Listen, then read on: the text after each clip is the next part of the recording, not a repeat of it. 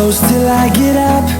Time is Olá, esse é o PodPuts, o seu podcast de tecnologia e segurança. Amigos profissionais unidos pela tecnologia e segurança. Meu nome é Heitor, trabalho na área de segurança da informação e está no ar mais um Node.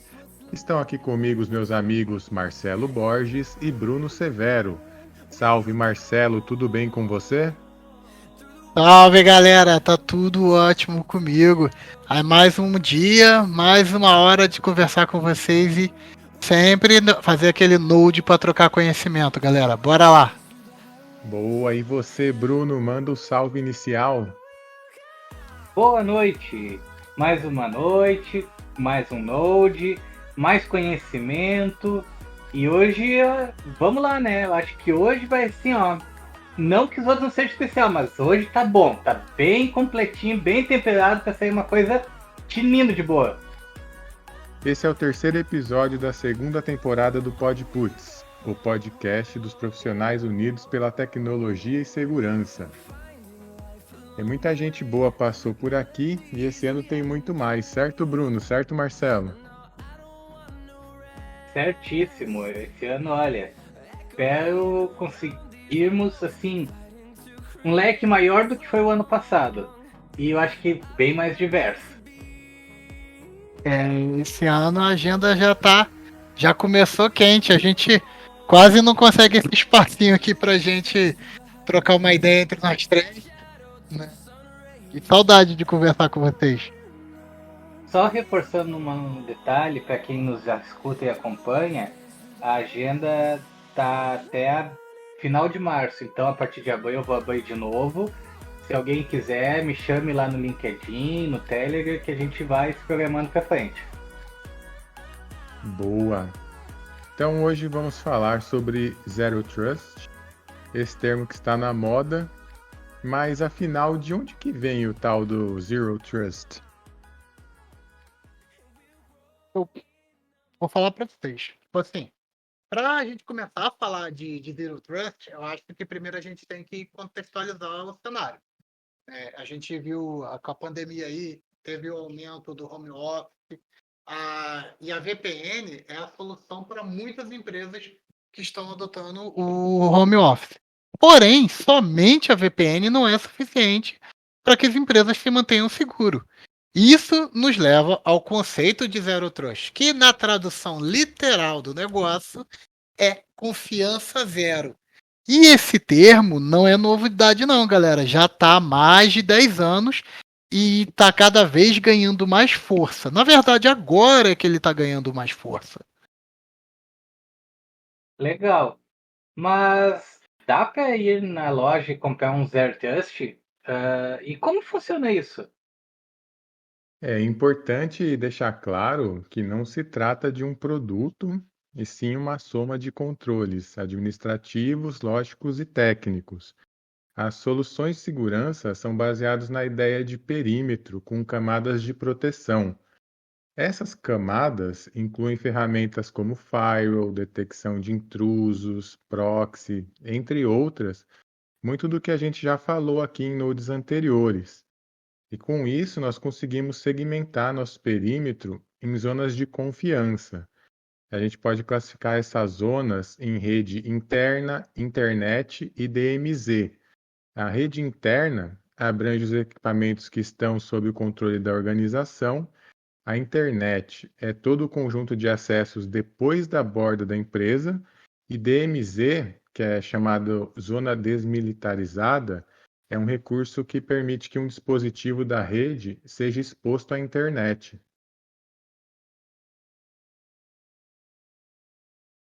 Essa ideia de perímetro até faz sentido, mas pode ser uma baixa de segurança, não pode não? Sim, habitualmente a rede interna é considerada confiável. A internet não é confiável, a DMZ é parcialmente confiável. Mas sendo assim, quando existe uma transferência entre zonas de confiança, são aplicados controles. Por exemplo, gente, tudo que vem da internet tem que ser verificado com regras rígidas. Já o tráfego entre equipamentos de uma rede interna não costuma ser verificado com tanta criteriosidade. Esse modelo cria um problema de segurança. Assim, é muito trabalhoso para uma pessoa mal intencionada, a partir da internet, invadir a DMZ. E daí entra a rede interna da empresa. Desculpa, gente. E daí entrar na rede interna da empresa. Ô, pensamento devagar. Por outro lado, um e-mail de phishing que chega ao usuário pode ser suficiente para comprometer o ambiente. Isso acontece porque as verificações dentro de uma mesma zona são menos rígidas. Cerca de 70% dos ataques hoje têm origem interna. Então, Marcelo, nesse contexto aí de zona, é aí que o Zero Trust ganha força. Ele vem para resolver esse problema? Olha, tem alguns princípios que são aplicados no Zero Trust. Primeiro, Zero Trust. Primeiro, né? O primeiro deles é que a rede não é confiável. Então, assim, a gente não confia nela de forma alguma. Depois tem o segundo conceito. Seja interna ou externamente, constantemente existem ameaças na rede. Então, tem que estar preparado. Terceiro, não pode se definir confiança com base na localização da rede. Então, aquela coisa, está dentro da minha empresa, está fora da minha empresa, só isso é suficiente? Não, perigos estão a todos os lugares. Quarto, deve-se autenticar os usuários, os dispositivos e a comunicação de rede. Ou seja, autenticar é aquela coisa, galera, verificar se quem está. O usuário é aquele que diz que ele é, se o dispositivo é realmente aquele que ele está mostrando para a gente que está entrando, e a comunicação de rede é manter ela sempre segura. O quinto princípio importante também são as políticas de segurança dinâmicas e atualizadas de acordo com o contexto. Por exemplo, o cara é mandado embora. Isso implica numa remoção completa e imediata do acesso do usuário. Você não quer que um cara. Você trabalha web, o cara fica de casa acessando as informações da tua empresa, e sendo que ele foi demitido, isso não é uma parada interessante.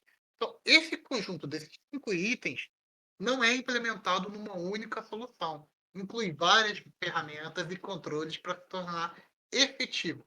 Tudo isso junto é chamado de Zero Trust. Ou é um monte de itens, né? São bastante políticas, bastante coisas. Mas fazendo um contraponto, como a tradicional solução de VPN, nela é feita uma autenticação do usuário e depois é fechada uma comunicação do túnel e o fluxo de rede não é autenticado, certo? É isso mesmo, Bruno. A VPN tem um tempo de vida, durante esse tempo não é exigida uma nova autenticação do usuário. E voltando nesse exemplo do Marcelo, o cara foi mandado embora. O túnel permaneceria conectado mesmo com o usuário desativado no AD da empresa. Um outro exemplo, a máquina do colaborador pega um vírus. O túnel da VPN permanece conectado. Não vai ter ali uma validação do fluxo de rede, análise de contexto durante essa comunicação. Olha, no Zero Trust, cada requisição é avaliada e a todo momento é feita uma validação do fluxo e contexto, tanto do usuário quanto do dispositivo. Os controles são bem mesmo mais rígidos. Legal, tá falando aí de Zero Trust, mas na prática, Marcelo, o que que a organização precisa? Se eu falar organização, vocês vão ficar bravos comigo? Não. Sacanagem, gente. Olha, eu acho que assim, são vários itens. Mas eu acho que o primeiro que a gente pode destacar é um control plane. O que é isso? É um plano de controle. É ele que vai gerenciar todas as comunicações e fazer as validações de usuários e dispositivos. Então, primeira coisa seria esse control plane. Ou plano de controle, para ficar em português, fácil para todo mundo. Segundo, autenticação de usuários com vários fatores de autenticação, já que somente a senha não é o suficiente. É aquele famoso MFA, Multi-Factor Authentication, né, a gente já conhece a autenticação de múltiplos fatores. O terceiro é a autenticação de dispositivo, que inclui o contexto, o sistema operacional, a origem do IP, a data, a hora da conexão e vários outros aspectos a serem levados em consideração. O quarto item seria a validação de todos os fluxos de rede. O quinto item é a criptografia dos dados. E o sexto são os logs das transações. O sétimo ponto é a autenticação mútua, chamado de MTLS, no qual as partes envolvidas se autenticam. Então, eu acho que são esses 7 pilarzinhos aí para pelo menos começar a se organizar. Na verdade, eles já são bem prontos, assim. Então, segue isso que já dá bem certo, galera. Eu acho que são muitos pilares, né? E é bastante coisa aí dentro desses pilares. Dá pra fazer um edifício inteiro com tudo que tem aí. Verdade. Bom, mas e se a empresa tiver tudo isso, aí sim ela vai poder dizer que aplicou Zero Trust no ambiente, Heitor? Sim, com tudo isso, é possível construir o framework que vai hospedar o Zero Trust. Hoje, a nuvem é a plataforma que permite implementar esses itens de forma efetiva e com um custo aceitável. A gente não está falando aqui que é barato, tá? Mas quem tem um budget apropriado, aí é uma ótima opção. Se der para fazer, passa. Vai ficar muito mais seguro. Pô, legal, cara. Bastante coisa aí sobre o Zero Trust. Eu acho que ficou ainda mais claro do que se trata, né? Eu acho que se a galera seguir essas diquinhas aqui, a tendência é a gente ouvir o termo cada vez mais. E quem já está acompanhando o nosso podcast vai estar sempre à frente, porque a gente está sempre trazendo novidades, falando de assuntos quentes do momento. Mas uma outra coisa que a gente podia trazer aqui também, a gente já falou um pouco disso recentemente com um especialista, né? É o FOAR. Não, acho que se eu não me engano, o primeiro episódio, né, a gente falou sobre FOAR. E eu acho que é tão interessante, acho que a gente podia detalhar isso um pouco mais também. O que vocês acham da gente falar um bocado de FOAR, galera? Podemos sim. Vamos começar do começo. Qualquer empresa pode ter um belo dia decidir que vai implementar um SOAR. Então, aí tem o mesmo caso do Zero Trust. Para a ferramenta SOAR fazer sentido, tem alguns passos anteriores que a empresa precisa se preocupar. O primeiro é ter uma equipe dedicada de segurança da informação. Essa equipe qualificada, ela precisa de ferramentas. Essas ferramentas têm que ser adequadas ali para segurança. Isso inclui várias ferramentas. Tem Firewall, tem anti-malware, UTM, IDS, que é para detecção de intruso, IPS. Eu brinco que o IDS é o pincher que avisa latindo e o IPS é o Rottweiler que resolve mordendo. Então são duas ferramentas úteis também para segurança. Tem o EDR, que é para proteção de endpoint, DLP para prevenir vazamento de dados, a própria VPN que a gente já comentou, entre outras ferramentas de proteção. Aí a empresa que tem tudo isso, ela chega num ponto que pode pensar em ter um SOC. O que é o SOC? É um centro de operações de segurança que vai trabalhar 24/7. Ele é dedicado para a segurança. Essa operação do SOC, ela usa uma ferramenta chamada CIEM, que ela correlaciona os logs. Pega tudo dessas ferramentas que nós citamos, todos os logs, faz uma correlação para gerar alertas de segurança. Aí, com tudo isso, nesse ponto, dá para a empresa começar a pensar na ferramenta SOAR.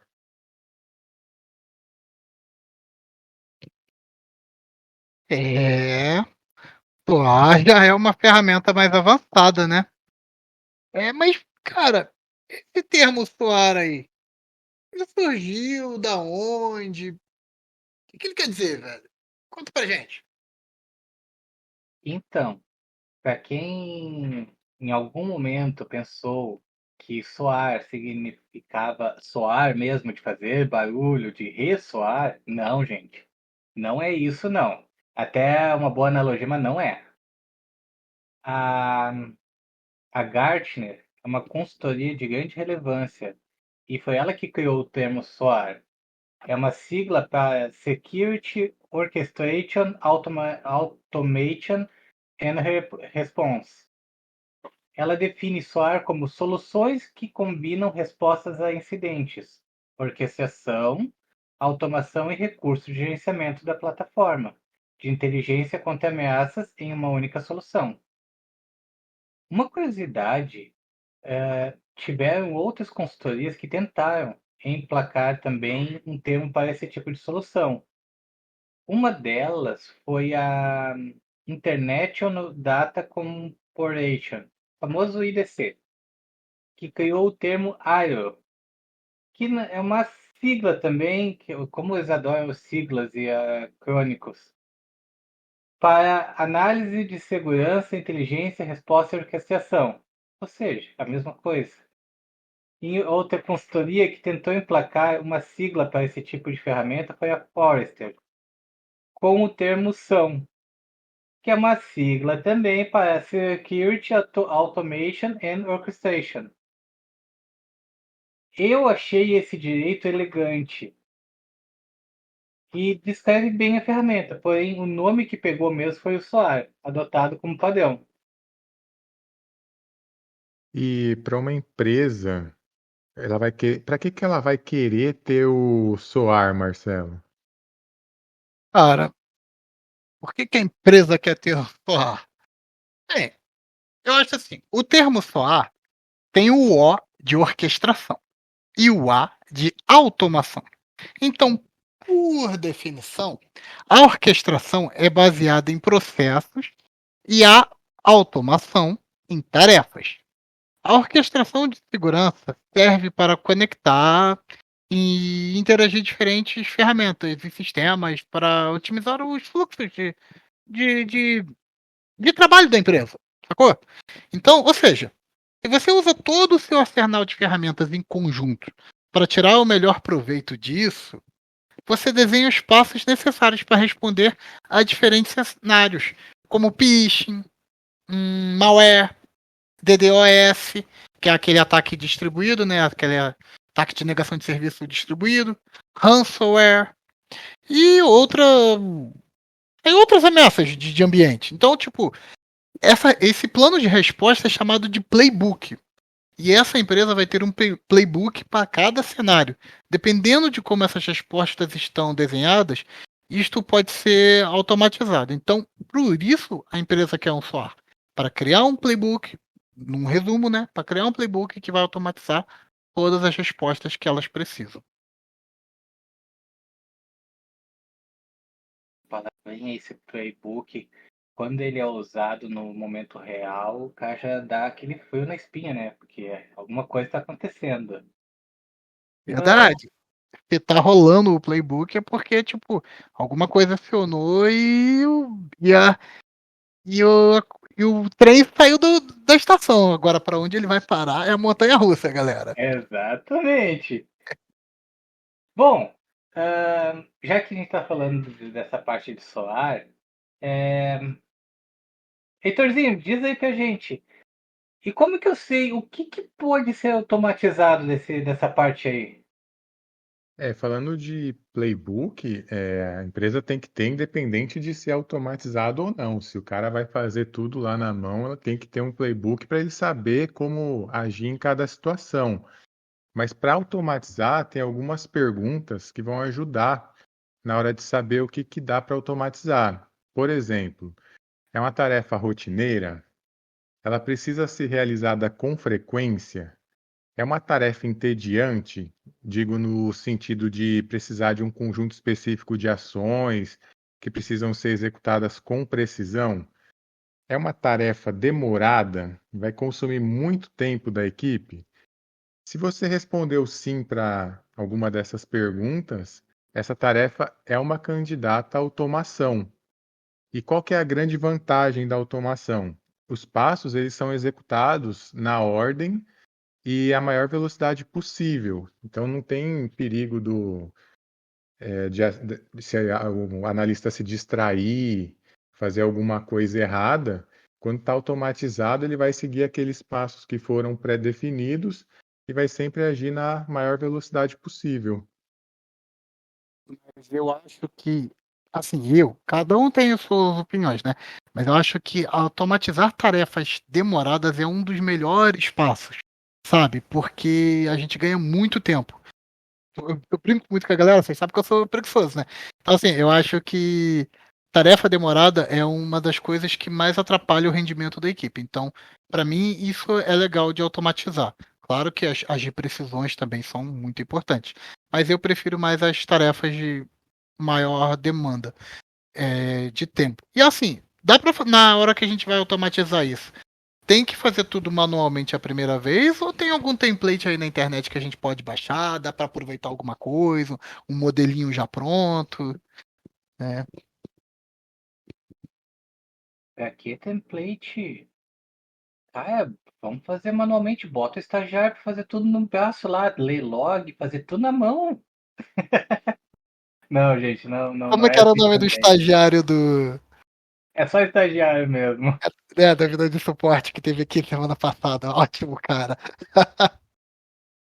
Bom, gente, não é assim também, tá? Não é tudo manualmente. Vamos lá.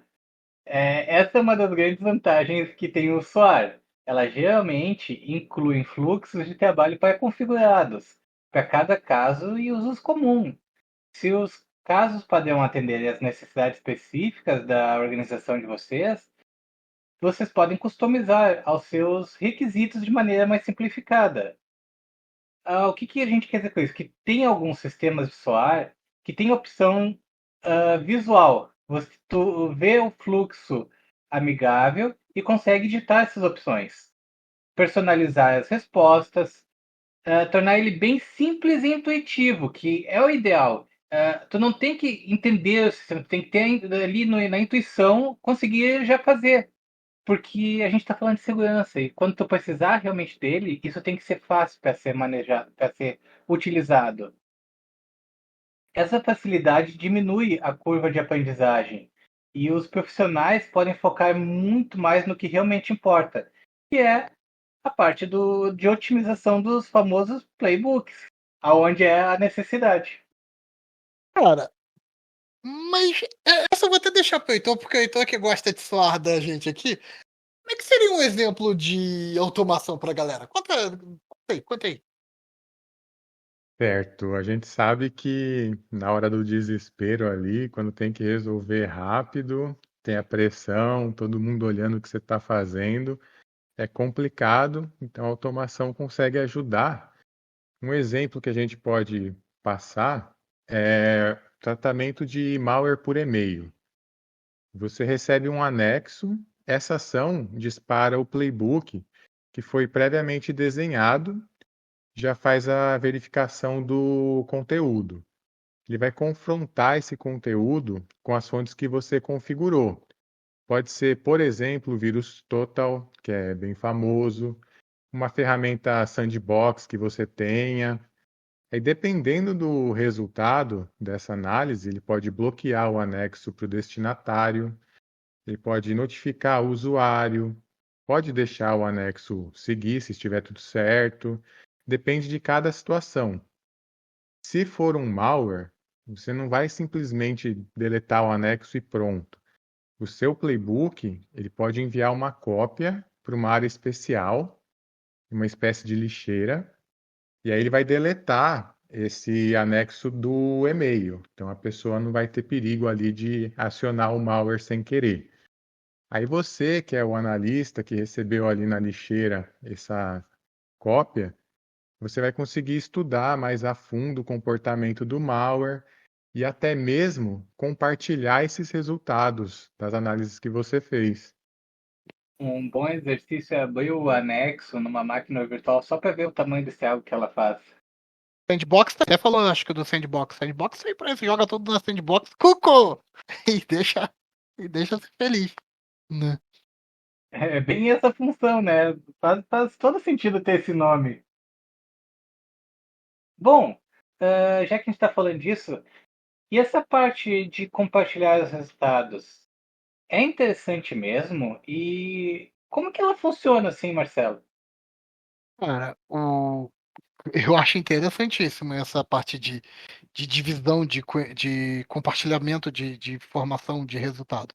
Mas já que você perguntou como funciona, ela. Cara, vamos fazer o seguinte cenário. O SOAR vai alimentar um banco de dados de inteligência contra malware. Também é aquilo tipo um threat intel. Para que outras empresas consigam identificar a ameaça também e evitar problemas, já que todo mundo está ali no mesmo tipo de conhecimento. Essa possibilidade de compartilhar o conhecimento é uma das maiores sacadas desse tipo de ferramenta.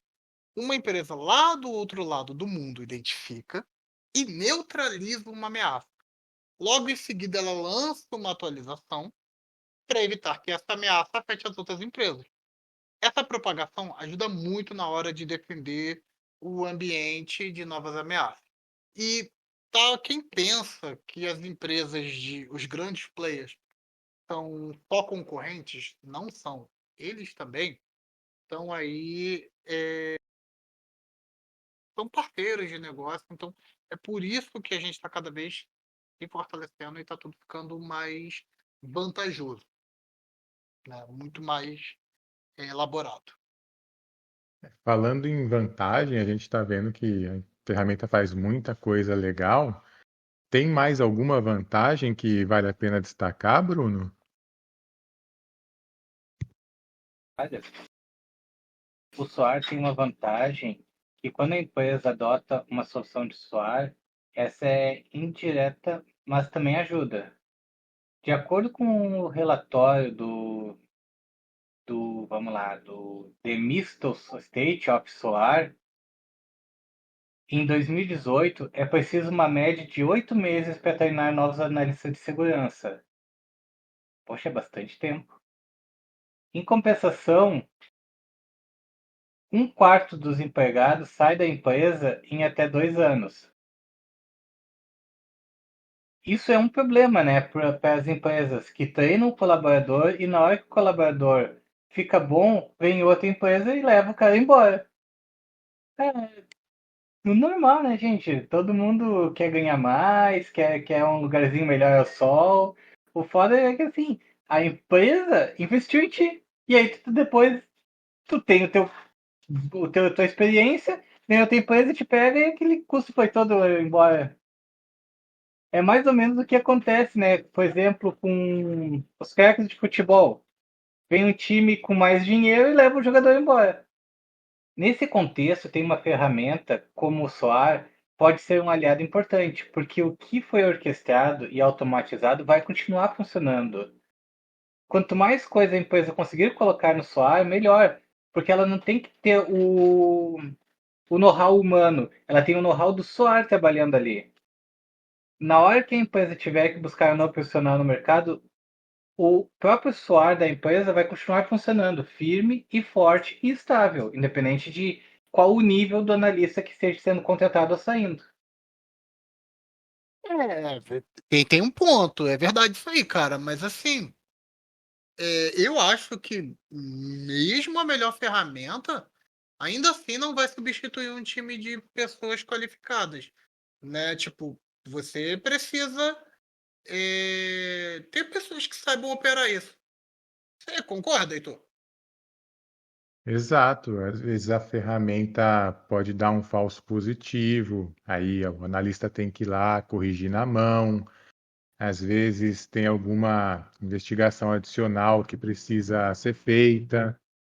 Então, o SOAR ele é um aliado, mas as pessoas elas precisam ficar atentas para atuar junto com a ferramenta. Às vezes ela pode crashar, qualquer coisa do tipo, ser invadida, sair uma vulnerabilidade nova. Então, as pessoas são realmente muito importantes aí, mesmo com a melhor ferramenta, tem que ter pessoas qualificadas. Tá, eu concordo com vocês. Tem que ter pessoas qualificadas, só é um aliado. Até aí a gente está indo na mesma linha. Em outro Node, na temporada passada, eu até cheguei a citar para vocês que eu gosto bastante da parte de softwares, dos famosos pay softwares, dos softwares pagos. Eu acho que ali, quando tu tem um trabalho, tu cobra por isso, tu desembolsa melhor do que geralmente os open. Mas vamos lá. Quando a gente está falando em SOAR, é caro ter um SOAR? O custo dele é alto para a empresa? Fala, cara, tipo, como a gente disse no começo, né? Para você chegar no SOAR, a empresa precisa fazer uma série de investimentos de segurança. Então, tipo, as ferramentas de SOAR costumam ter um custo proibitivo para empresas menores. E aí a gente até entende.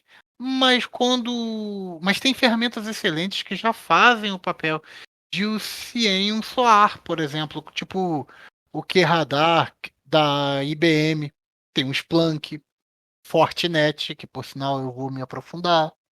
Tem o Chronicle do Google, Sentinel da Microsoft e outros e de produtos possíveis. Então tem uma diversidade imensa.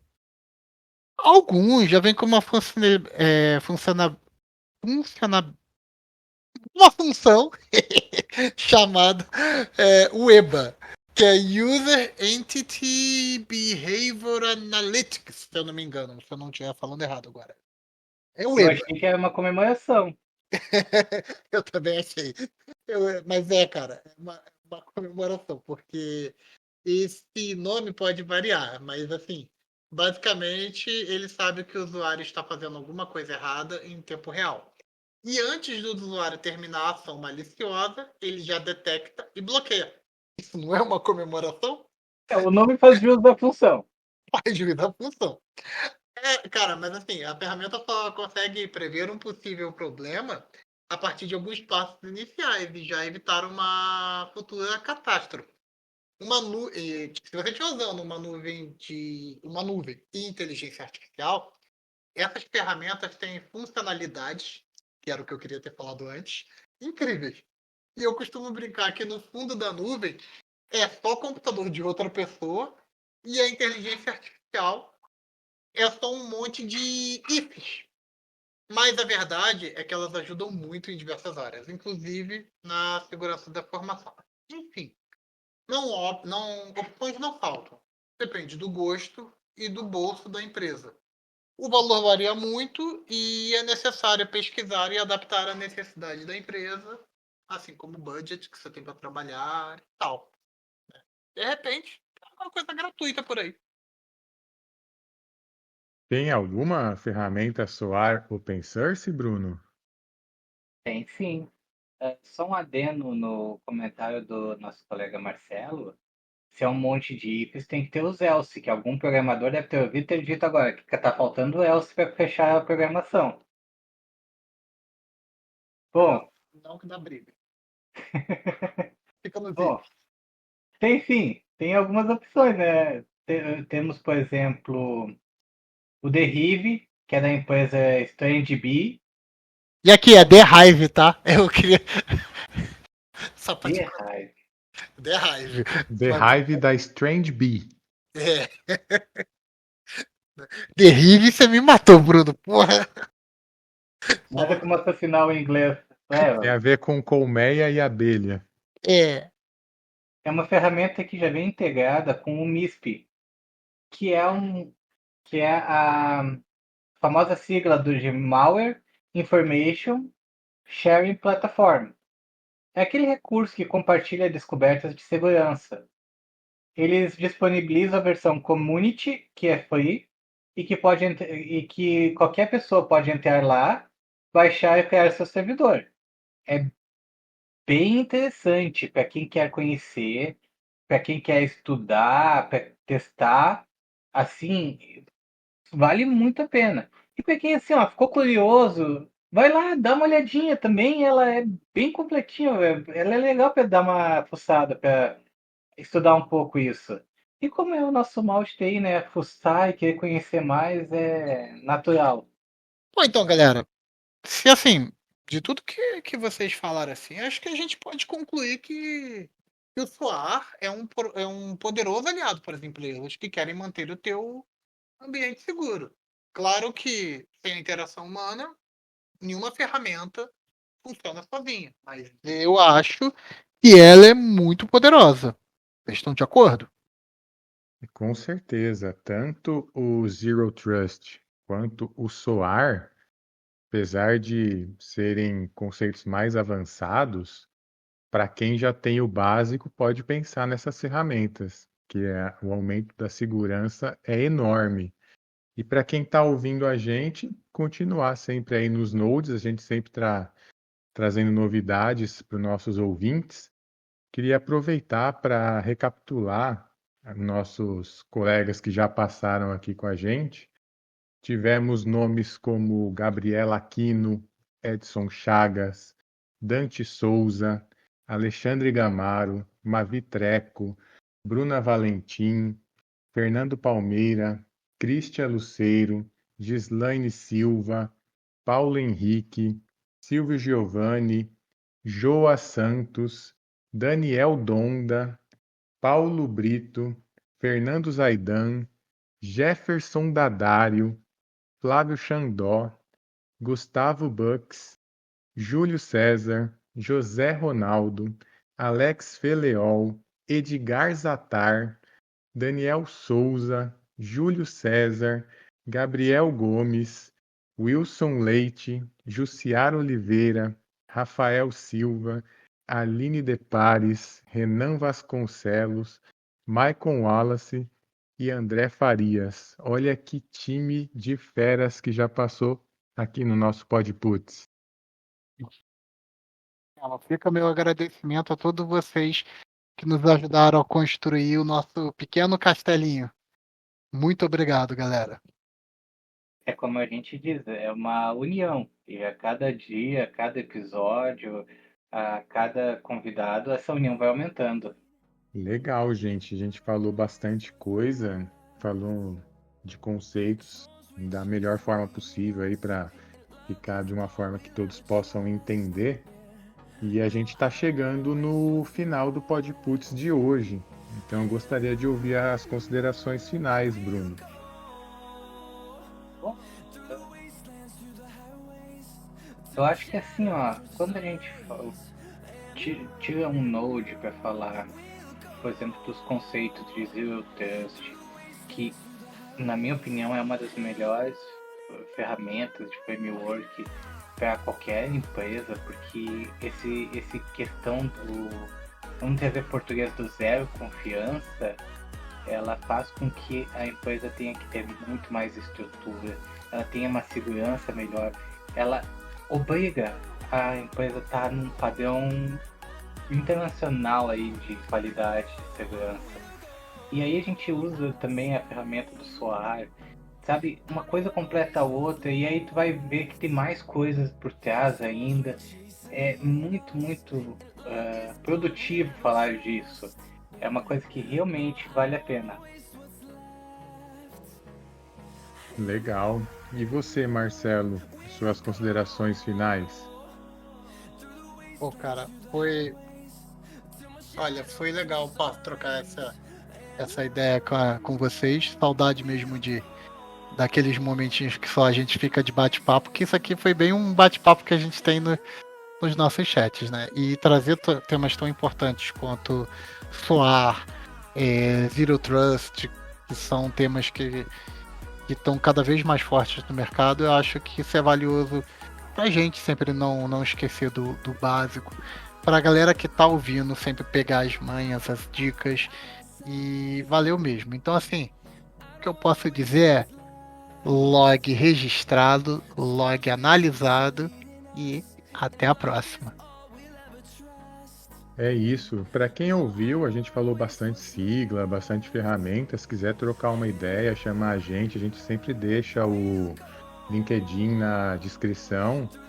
Gente super receptiva aí, quem quiser trocar uma ideia, estamos sempre dispostos a conversar sobre tecnologia e segurança.